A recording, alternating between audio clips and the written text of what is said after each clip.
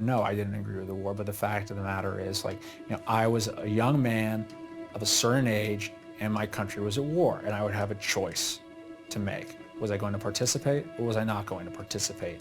And I would remember that choice for the rest of my life.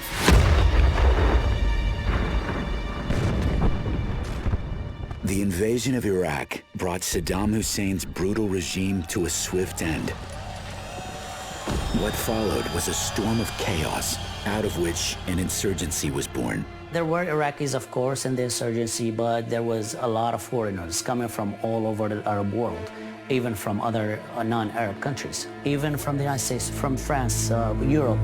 Among those vying for power, one Jordanian man stood out. His name was Abu Musab al-Zarqawi.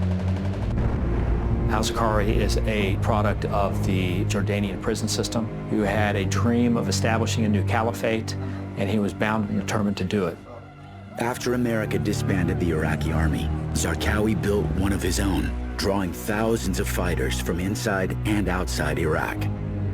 The violence that Zarqawi preached was so appealing that people would come from all over the world to do the most horrendous and brutal things to people. It was a daily scene when you go out and see bodies dumped in trash. They tied the kids into rocks and they threw them in the river. They cut their heads. It was horrible. You're either with them or you're against them. If you're not with them, or if you don't financially support them, you're dead by all means.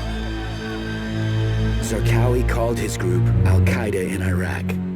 Today we know them as ISIS.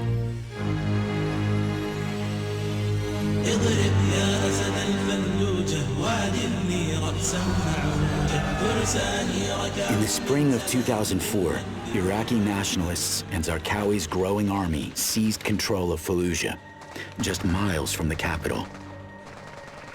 These terrorists were armed to the teeth. No one could fight against them.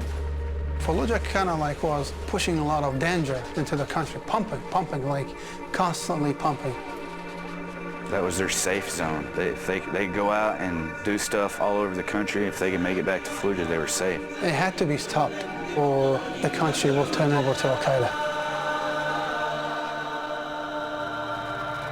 By October of 2004, Iraq's prime minister ordered civilians out of Fallujah so Iraqi and coalition forces could retake the city.